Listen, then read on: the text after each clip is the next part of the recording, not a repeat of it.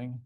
Welcome to Ghent. Welcome to the second day of this Endoscopic Submucosal Dissection course for 2025, hosted in the University Hospital Ghent and by the GIEQs group.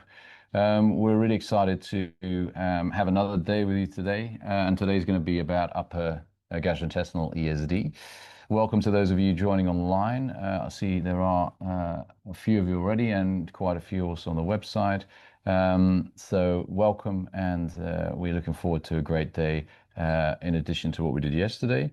I'll first of all start by going around the people present. We'll talk about their experience of upper GI-ESD. We'll talk about the expectations they have. We'll do 3 cases.